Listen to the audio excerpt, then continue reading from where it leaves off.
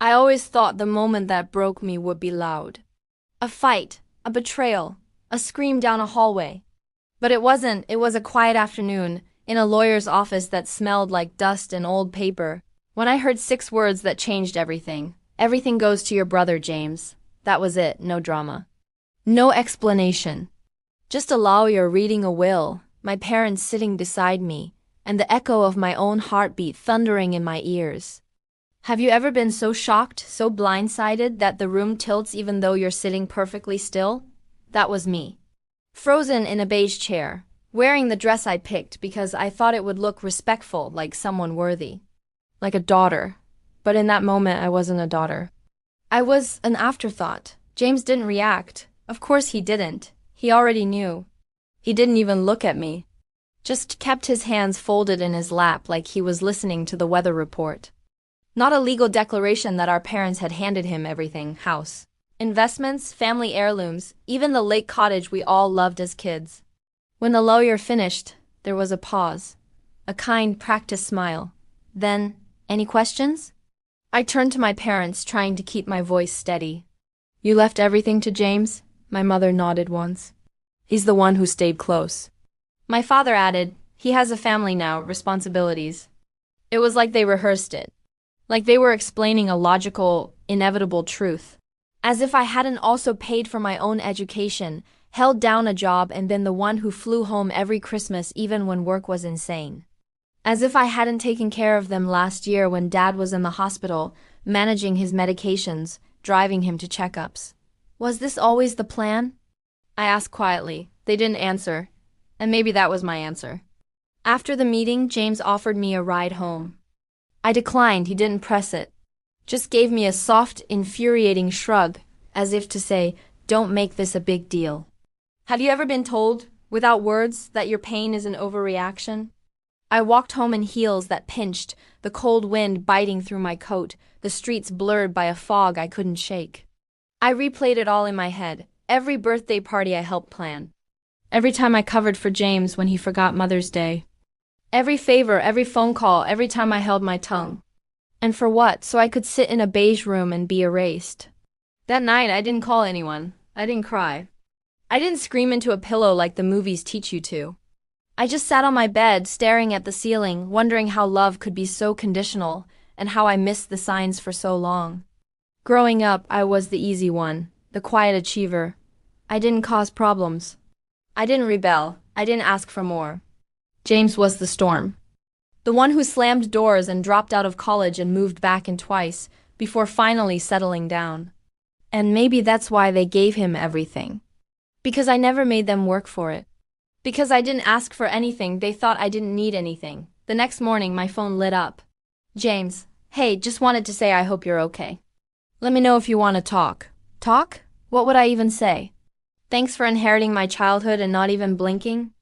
Thanks for standing by while our parents treated me like an optional character in their story. I didn't reply. Instead, I went to work, sat through meetings, and pretended I was fine. But every time someone said, "How are you?" I had to bite back the truth. I don't know. I didn't know who I was to my parents anymore. Or maybe I never did. Have you ever realized your role in someone's life was just to fill the space, not to matter? That kind of grief is quiet. It doesn't wail. It hums under your skin. I tried talking to a friend about it. Her name's Mel. She's one of the few people who really knows me, college roommate turned lifelong confidant.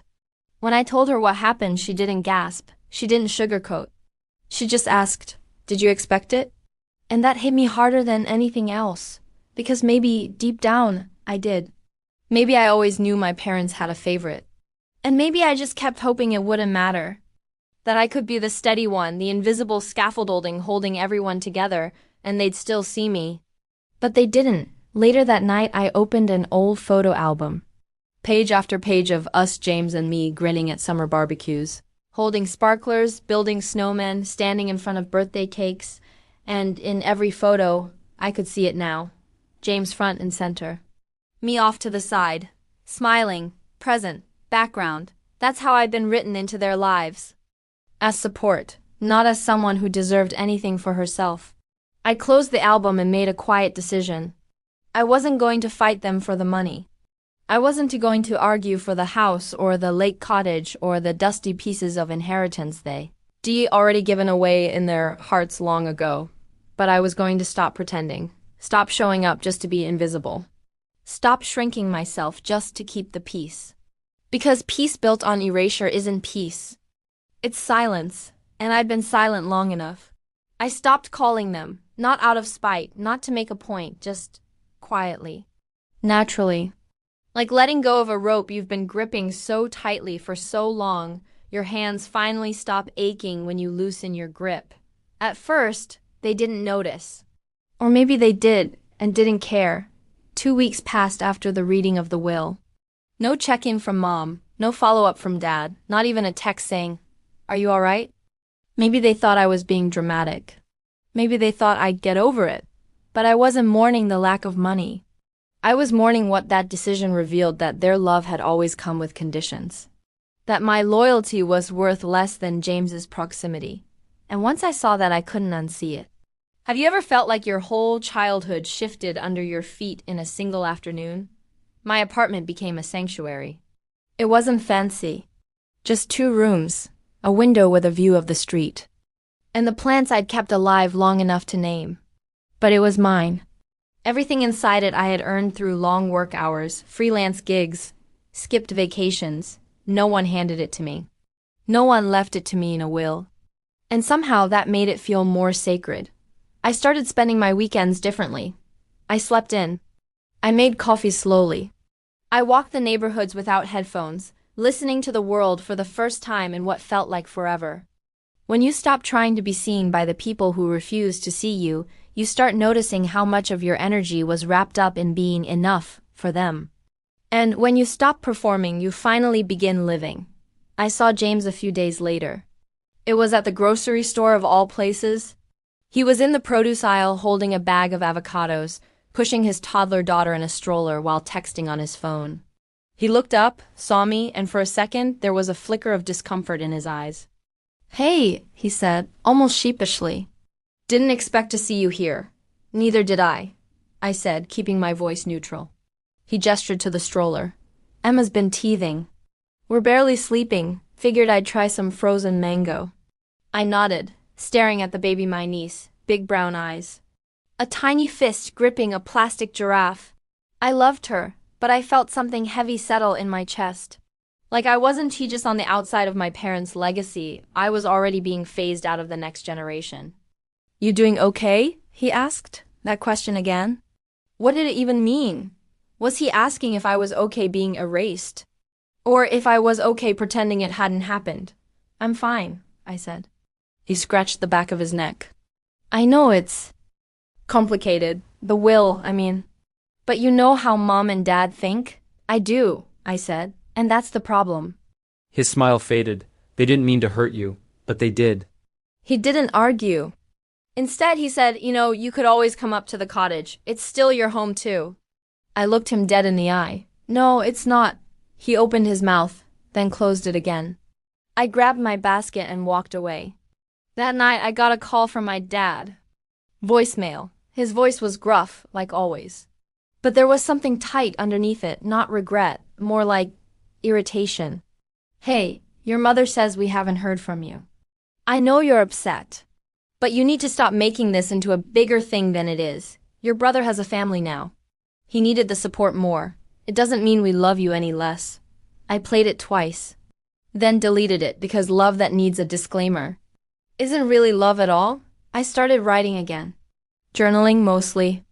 It wasn't for anyone else, just me and the page. Just truths I'd never said out loud before.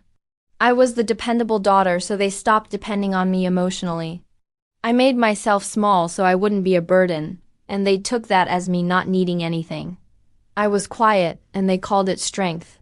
Each sentence peeled back another layer. Each word helped me unlearn something I thought was normal. Because being passed over in a will doesn't just sting financially, it rewrites your family mythology. It forces you to question if you were ever truly chosen, or just tolerated because you didn't ask for too much. A month later, I got an email from my mother. Just a subject line, "Please come to dinner." I stared at it for a long time. I hadn't seen them since the will. I hadn't even spoken to them beyond that voicemail. Part of me wanted to delete it and move on. But another part of me, the one that still, despite everything, craved acknowledgement, wanted to hear what they had to say. So I replied, "I'll come, but I'm not coming to pretend." Her response was instant. "Understood." I wore black jeans and a soft sweater to the dinner, no makeup, no effort to impress. When I walked into the house, the familiar smell of lemon cleaner hit me like a wave of memory. I had grown up in this house, taken my first steps here, cried on these stairs, laughed in this kitchen. But now it felt like visiting a museum version of my own childhood. "Hi, sweetheart," my mom said, stepping forward with a cautious smile. My dad nodded from across the room. We sat at the table in silence for a few minutes, eating pot roast and green beans like it was any other Thursday. Then my mom said it. "We didn't mean to hurt you." I looked up. "But you did," she swallowed. "We thought you'd understand. You've always been the independent one." "And that's why you gave him everything?" My dad spoke now. "He's not as strong as you. He needed the safety net." "I needed parents," I said, "not a payout. But now I don't have either." The silence that followed was thick, uncomfortable, honest. Eventually I stood. "I came because you asked, and I listened. But I am not going to keep folding myself into this idea that I am fine just because I never complained."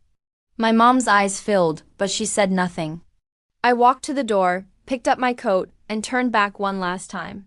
I'm not angry anymore. But I'm not staying small either. Then I left. And this time I didn't look back.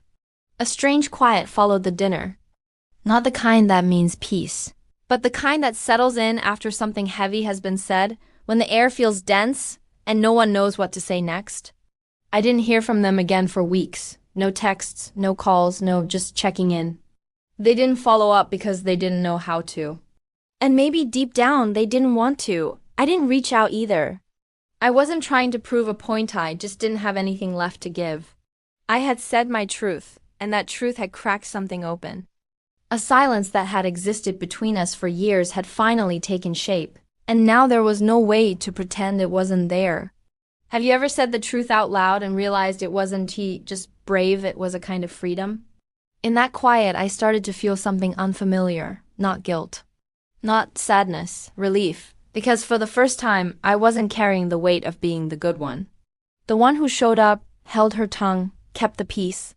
The one who made herself small to keep others comfortable. I'd set that role down. And it felt like learning to breathe again. I went through old boxes in my closet one Saturday.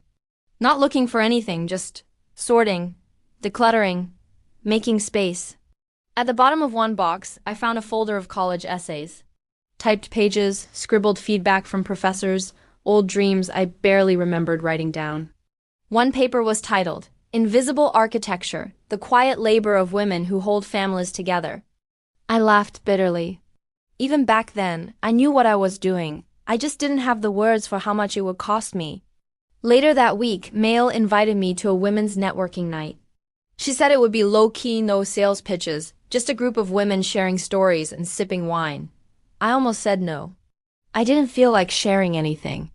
I didn't feel strong or put together or inspiring, but something inside me whispered, "Go anyway." So I did. We gathered in the back room of a cozy bookstore, cafe, dim lights, exposed brick, mismatched chairs. It smelled like old paper and new beginnings. Everyone went around and introduced themselves. There was a lawyer, a teacher, a single mom, a woman launching her own skincare line out of her kitchen. When it was my turn, I hesitated. Then I said, "I'm rebuilding." That was it. Not a job title, not a success story, just the truth. And somehow it was enough. One of the women Jules, a therapist with kind eyes, nodded and said, "That's more powerful than anything else in this room." After the event, I stayed behind, talking to Jules. She asked gently, "What are you rebuilding from?" I told her. Not everything, but enough. The will, the favoritism. The long years of being the quiet one. The realization that love in my family had always been performance-based. She didn't pity me. She said, "That's grief. But it's also clarity." I nodded. "I'm just tired of wondering what I did wrong." "You didn't," she said. "You just finally stopped confusing survival for love." Those words stayed with me long after I walked home. One afternoon, a card arrived in the mail. No return address. Just my name written in my father's careful, slanted handwriting. Inside was a single sentence. You've made your point. Don't throw away your family. No love, Dad.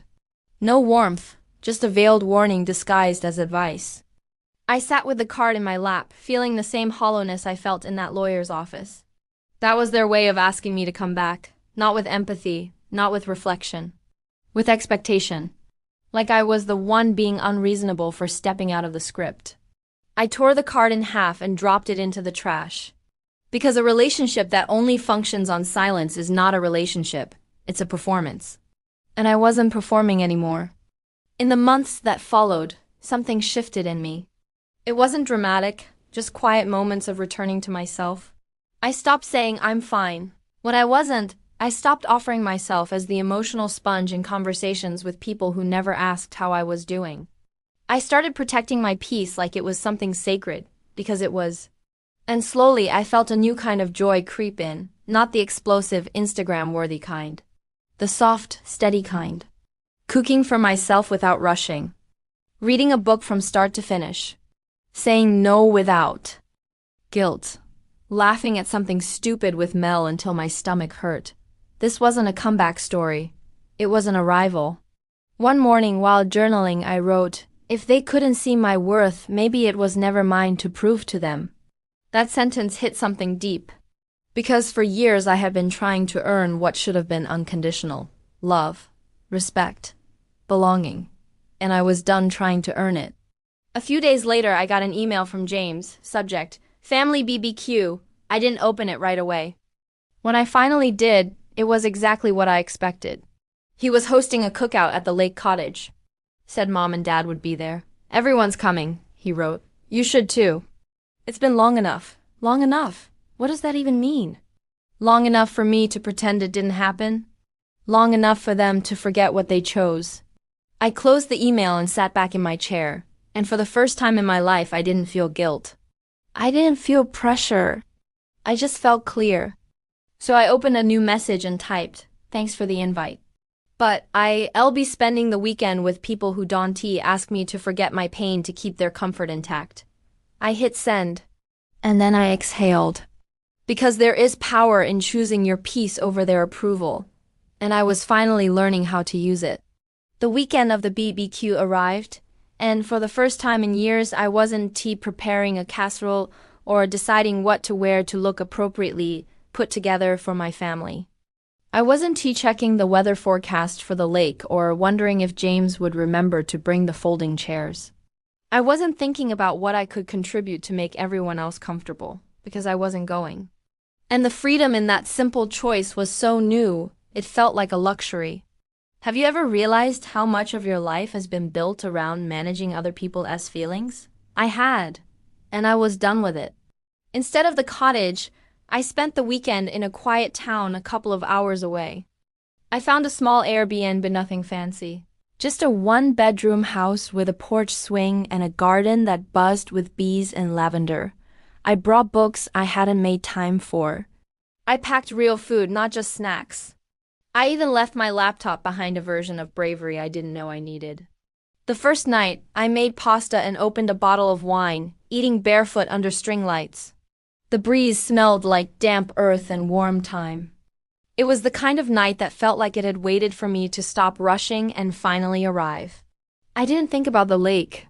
I didn't wonder what they were doing. I just let them go. On Saturday morning, I went for a walk through the nearby trails. The path twisted through trees heavy with summer green, sunlight breaking through the leaves in soft, golden angles. Somewhere in the stillness, I remembered a moment from years ago, me at 12, sitting alone on the back porch of the lake cottage while everyone else played board games inside. I had lost the family Monopoly game early, and no one seemed to notice I was gone. I remember staring at the moon's reflection in the water and thinking, if I disappeared right now, would they notice before breakfast? I hadn't thought about that night in years. And yet, there it was, sitting in me like a stone that had never been properly removed. 12-year-old me had felt the same thing 32-year-old me had finally named. I was always on the outside, even when I was inside the house. When I got back to the Airbnb, I journaled for over an hour. I wrote about that memory. About the way silence can feel like a rejection. About the way invisibility can be more painful than outright cruelty. Then I wrote a letter I would never send to my parents. Dear Mom and Dad, I wish you had seen me. I didn't list grievances. I didn't demand apologies. I just told the truth. I was always there. You just didn't look. Writing it wasn't about getting closure from them. It was about giving it to myself. I folded the letter and placed it in the bottom drawer of the bedside table. Not to forget it, but to honor it. Because not every goodbye has to be shouted. Some just need to be written, folded, and released. Later that afternoon, I wandered into the town's small bookstore. It smelled like coffee and old wood, and the owner greeted me with a smile and a sleepy dog at his feet. I browsed the shelves slowly, letting my fingers trail along spines, letting myself be drawn to whatever felt right. A thin hardcover caught my eye. The title, The Art of Being Unchosen. I opened to the first page and read, Being left out doesn't mean you read less. Sometimes it just means the space you were meant to fill isn't where they were willing to make room. I bought the book without a second thought. That night I cooked again. Stir-fried vegetables, brown rice, a fried egg on top. I played music softly. Jazz, the kind with lots of space between the notes. I didn't check social media. I didn't scroll through photos or stalk their posts, trying to measure what I was missing. Because I wasn't missing anything. What I had chosen instead wasn't a protest, it was a return. To myself, to my needs. To the quiet kind of joy that didn't have to be approved to be real. The next day I drove home. The road curved through long stretches of highway and trees and sunlight that made the world look softer than it had before. As I pulled into my neighborhood, my phone buzzed. James.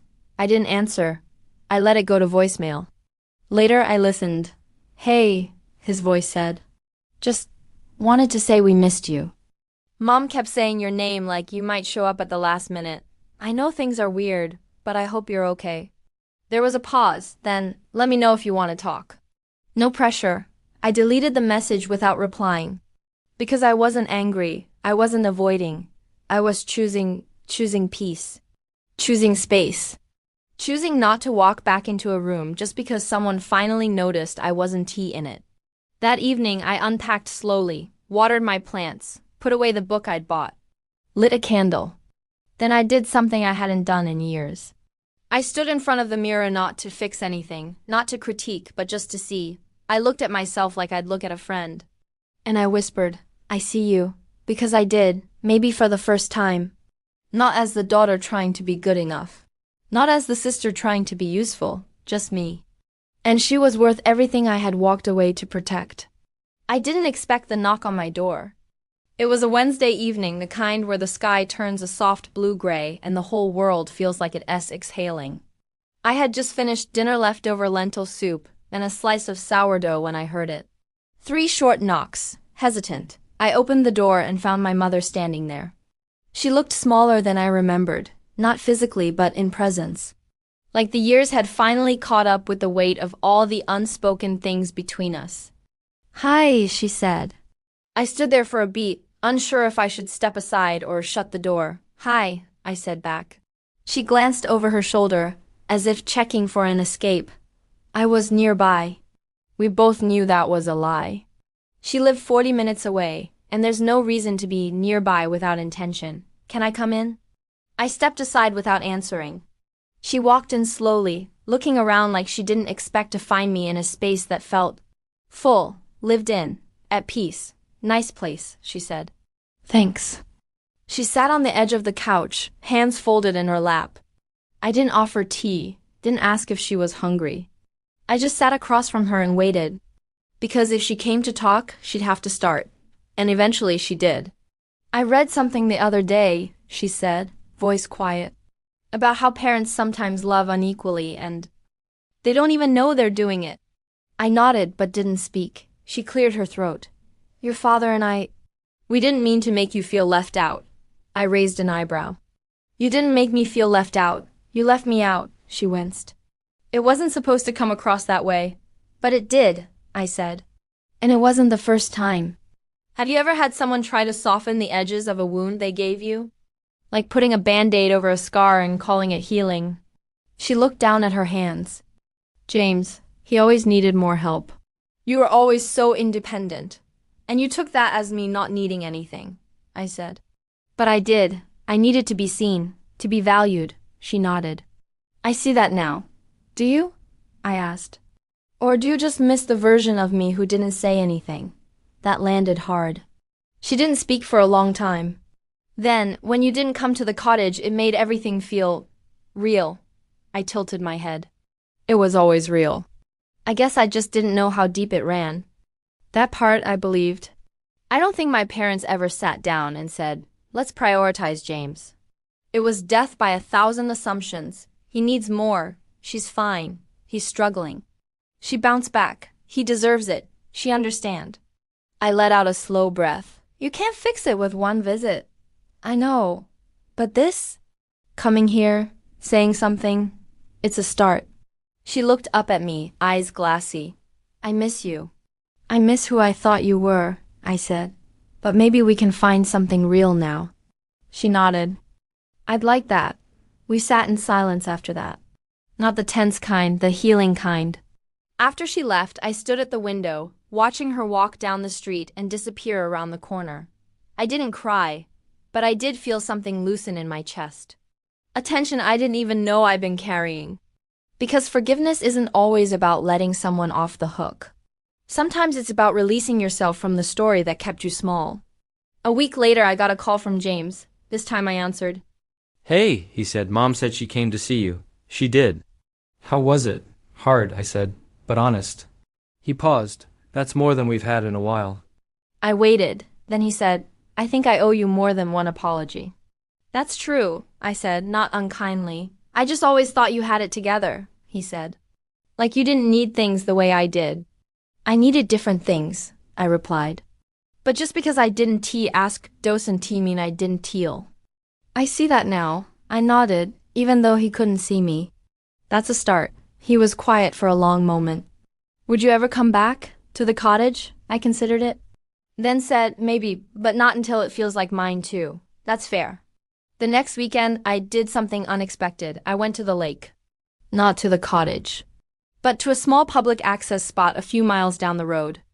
I sat on a worn wooden bench and watched the water ripple under the breeze. Same lake. Different angle. I didn't need the house to reclaim the memory. The lake had always been mine, even if the keys never were. I opened my journal that night and wrote, It doesn't have to go back to how it was. It just has to be honest now. And for the first time, that felt like enough. Because I wasn't chasing approval anymore. I wasn't standing outside the house hoping someone would open the door. I had built my own. And I had filled it with something better than inheritance. Peace, boundaries, and a voice that no longer whispered. A voice that finally said clearly, I am here, and I matter. Even if you never say it out loud.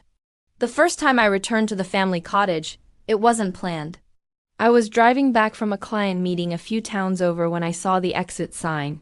Maple Ridge, lake access to 2 miles, just a green rectangle, faded by sun and time. I hadn't seen it in nearly 2 years. But something in me, something quiet and sure, pressed the turn signal without thinking. My hands moved before my brain caught up. I told myself I was just curious, that I wouldn't get out of the car, that I'd just see it from a distance and drive on. But the moment I turned down the gravel path that led to the lake, I knew I wasn't leaving right away. The trees still arched overhead like old arms, casting lace-like shadows across the road. The rocks we used to stack into towers still peeked out from the shoreline. Even the chipped wooden sign that said Callahan Cottage hung askew on one nail, just like it always had. It was all the same, except for me. I parked just beyond the gate and stepped out of the car, gravel crunching beneath my boots. It was early afternoon, but the sun had already begun to sink toward the trees. The light was golden, gentle, like the lake had been waiting for me. The front porch was empty. No laughter, no footsteps, no voices calling each other from room to room. It felt still, but not abandoned. I walked down to the dock. The wood creaked under my feet the way it always had. The air smelled like pine and water, and something unnameable, something old. I sat at the edge, let my legs dangle over the water. And then, like a whisper, the memories came. James pushing me into the lake when we were kids. Mom calling us in for lunch with peanut butter sandwiches and wet towels. Dad fishing in the early morning while I watched him from the screen porch, sipping hot cocoa. So many moments that felt real and unreal at the same time. Did they still belong to me? Or had they been passed on, like the deed to the property, to someone else's story? I stayed until dusk. Then I stood up, dusted off my jeans, and whispered, "Thank you," to no one in particular, to the trees, to the water, to the girl I used to be. Because even if the house wasn't mine, the memories still were. And that was enough. The next morning, James called. "I heard you were at the lake. Small towns, small roads, small secrets." "Just passing through," I said. "You could have come inside. I didn't want to." He didn't argue. There was a pause then. "You still angry?" I thought about it. "No," I said. "I'm just clear. Clear? That it wasn't about the money or the house. It was about what your name on the will said about my place in the family." He sighed. "I wish I'd done things differently." "So do I," said. "But wishing doesn't rewrite the past." Another pause. "I'm trying now," he said. "I don't know what that's worth, but I am. I see that. Will you come up next time we're all there?" "Maybe," I said. "If it's an invitation, not an expectation." "It is. Then maybe," and I meant it. Because healing doesn't always mean cutting people out. Sometimes it means letting them back in. Slowly, carefully, on your terms. Later that week, I sat at my kitchen table, flipping through a box of old photos my mother had given me after our last conversation. It was her way of saying, "You still belong to this history, even if the will said otherwise." There were pictures of me and James in Halloween costumes, our faces sticky with candy. Photos of birthday cakes, missing teeth, awkward teenage years. One photo stopped me cold. It was of me, around 16, sitting on the dock at the lake with a book in my lap. Everyone else was in the water. I wasn't smiling, just ... Watching. In the margins, in my mother's handwriting, were the words, "Our quiet anchor." I stared at it for a long time. Because I think that's what I had always been, the steady one. The quiet one. The girl who held everything together without asking for applause. And maybe they thought that meant I didn't need anything in return, but anchors rust too. And even anchors need rest. I decided to frame that photo. Not as a shrine to the past, but as a reminder of who I was, of what I carried, of how far I'd come. 1. Afternoon, weeks later, I got an email from my father. Not long, not poetic, but honest. Subject: about the will, Claire. I've been thinking a lot. We were wrong. We thought giving James everything was practical, sensible, but we didn't consider what it would cost you. I see it now. I'm sorry. Not because we were caught, but because I understand now. I hope it's not too late, Dad. I read it twice. And for the first time in a long time, I didn't feel like I was shouting into a void. I felt heard even if it had taken too long. I didn't reply right away because I didn't need to rush. Healing wasn't a race. It was a series of quiet choices: to stay, to leave, to return, to forgive, and sometimes to write a new ending for a story that was never fair but could still become true. That night I made tea and lit a candle. I sat on my couch, watching the flame dance in the still air. And I whispered to no one in particular, "I'm still here." Not waiting, not begging, just here, whole, rooted, ready for whatever comes next. Because finally I knew I was never the forgotten child. I was the one who remembered herself. I didn't expect reconciliation to be quiet. I used to imagine it would come in some grand, dramatic wave, a tearful apology, a group hug, a sudden rewinding of time where everyone admitted they were wrong and I was finally seen. But when reconciliation comes in real life, it doesn't look like that. It looks like Sunday afternoon sunlight filtering through a kitchen window while your mother hands you a mug of tea and says, "I made the kind you like." It looks like your father asking, awkwardly, if you could help him with the new TV remote, not because he needs the help, but because he doesn't know how else to be near you. It looks like sitting at the same table where decisions were made without you and choosing, still, to take your seat anyway. Because sometimes the most powerful thing you can do is show up on your terms. It started with a small invitation. A group text from James. Family dinner next weekend. Mom's birthday. Casual. You in? No pressure. No layered meaning. Just a door slightly open. I didn't answer right away. Instead, I went for a walk. Late afternoon, cold breeze, streets lined with trees that had lost their leaves but not their grace. I walked without music. Without distraction. Just me, my breath, and the question I wasn't sure how to answer. Was I ready to sit across from the people who had once erased me? Was I strong enough not to go back to the version of me that had been so easy for them to overlook? Could I hold my boundaries without building a wall? When I got home, I texted back. I'll come, but I'm not staying late. James replied with a thumbs up and a heart. Simple, easy, but something inside me softened. Dinner was at my parents' house. The same house where I had grown up. The same front steps I used to leap off during hopscotch games. The same hallway lined with photos now updated with pictures of James's kids, but still featuring a few of me in my braces and bangs years. When I walked in, my mom greeted me with a cautious smile. She didn't hug me right away. Just said, "You look good," like it was the only safe thing she could say. "Thanks," I replied. "So do you." The kitchen smelled like rosemary and garlic and something sweet, maybe cinnamon rolls. I took a deep breath and I stayed. Dinner was warm, easy even. No one brought up the will. No one tried to pretend nothing had happened. Instead, they talked about books and the weather and my niece's sudden obsession with dinosaurs. James handed me a plate and said, "Sit by me." It was the smallest gesture. But it mattered. Because 2 years ago, he hadn't even looked at me during the reading of the will. And now, here he was, making space. We ate, we laughed, we passed plates and told stories. And while it didn't erase what had been done, it did something else. It built something new. After dinner, I stepped outside with my cup of tea. The sky was dark, the stars sharp and cold. I stood on the porch and wrapped my sweater tighter around me.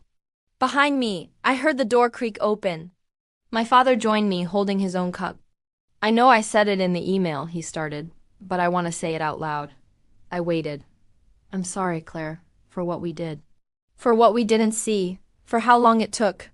I nodded slowly. "Thank you," I said. "It means something that you're saying it now." He looked down. I thought we were being practical. Giving James the house, the money, the legacy, but I didn't think about the emotional part. The part where we made you feel like you didn't matter. I stared at the stars. "I didn't want the house," I said. "I wanted to be considered," he nodded. "I see that now." And in his voice I heard something I hadn't before, not just regret, but grief. Grief for the years spent assuming I was fine. Grief for the closeness we lost while he mistook silence for strength. I didn't hug him. He didn't reach for me. But we stood there together in the cold, in the truth, and it was enough. A few days later, I got a call from my mom. She sounded lighter than usual. "I've been going through old boxes," she said. "Found some of your school art projects. Do you want them?" "Sure," I said. "I kept everything," she added. "Even that weird finger painting with the blue dog?" I laughed. "That was supposed to be a dragon." "Ah, well, I loved it anyway." There it was again, that small thing. Love in pieces. Late, but honest. I went by that weekend and picked up the box. Inside were drawings, report cards, a glitter-covered birthday card I'd made for my mom at age 9 that said, "You are my favorite person forever." She had kept it all. I didn't cry. I just smiled and carried the box out to my car like something precious, because it was. Proof that I had always mattered, even when they didn't know how to show it. That night, I stood in my apartment looking at the box. I took out one drawing, a crayon version of me and James standing in front of the lake cottage, arms raised like champions. I pinned it to my corkboard above my desk. Not because I wanted to forget the hurt, but because I wanted to remember that even as a child, I believed there was space for both of us. And maybe now there was. Forgiveness isn't a one-time thing. It's a slow return. A soft rebuilding. 1,000 small choices to believe that healing is possible even if the past was never fair. But the most important part, I wasn't returning as the version of me who once accepted crumbs and called it care. I was coming back as someone who had tasted her own worth and wouldn't to forget the flavor. And in that return, I realized something. I didn't need the inheritance. I had inherited something better. My voice. My clarity, myself, and no one could write me out of that. It was early spring when I finally let myself feel the fullness of what had changed. Not just around me, but inside me.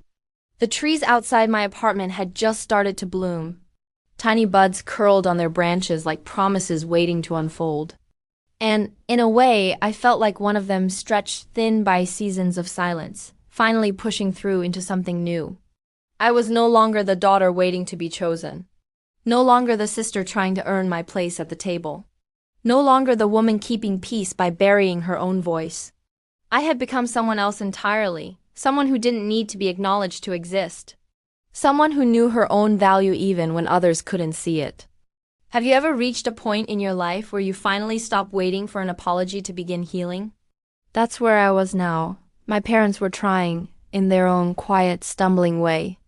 They didn't always say the right things, but they were showing up, sending texts that asked about me instead of what I was doing for work, remembering my favorite coffee order, asking if I wanted to join them for small things, like grocery shopping or lunch. It wasn't perfection, it wasn't magic, but it was effort. And effort matters, especially when you've lived through years where effort felt like a one-way street. James was different too, a little slower with his words now, less defensive, more aware of how easily the past could creep in between us. He didn't pretend to be the victim anymore. He didn't try to smooth it over with jokes. He asked questions and waited for answers. And that, more than anything, helped me believe he was learning. Sometimes healing isn't about fixing what broke. It's about choosing every day not to repeat it. I started writing again, not just in my journal, but seriously, creatively, stories, essays, bits of memoir.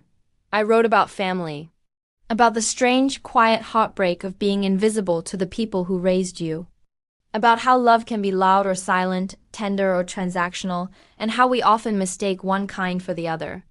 I submitted a piece to a literary magazine without telling anyone. A month later, I got an email. They wanted to publish it. I cried not because I needed the recognition, but because it felt like something I'd lost was finding its way back to me. My voice, in print, in the world, owned and whole and mine. When the essay came out, I sent a copy to my mother. No note. No message. Just the link and a simple subject line. Thought you might want to read this. She didn't reply right away. But 2 days later she called. Her voice was soft, tired, maybe. Or just stripped of pretense. I read it, she said. Twice. I waited. I didn't know you felt all of that, she said. I didn't either, I replied. Until I wrote it down. There was silence on the line. Then she said, it was beautiful. And painful, but mostly brave. I blinked. Brave, not bitter. Not dramatic, not exaggerated. Brave. That word meant everything. Thank you, I said quietly. You're a writer, she said, like she was just now realizing it.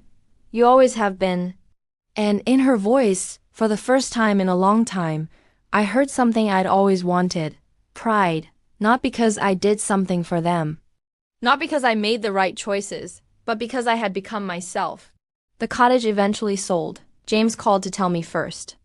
I thought you should hear it from me, he said. They're downsizing. It's too much to keep up. I felt something tighten in my chest, then release. Okay, I said. That makes sense. Do you want to go one last time? He asked. Say goodbye, I considered it. But I shook my head even though he couldn't see it. No, I said. I already did. And I had. Months ago, when I stood on the dock alone and reclaimed every memory that mattered. That had been my goodbye.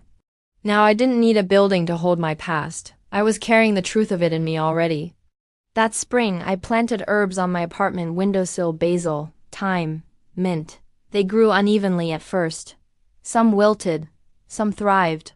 But every morning I checked them anyway, watered what needed it, trimmed what was dying. made room for new things to grow. It felt like a metaphor too obvious to ignore. Healing is slow, uneven, fragile, but it's alive, and it responds to care.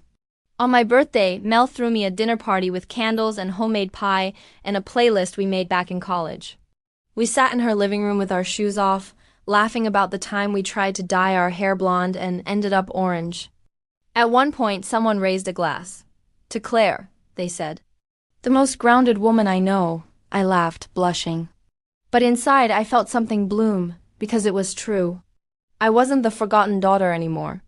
I wasn't the quiet sister or the overlooked one. I was the grounded woman, the steady flame. The one who knew who she was without needing anyone else to define her.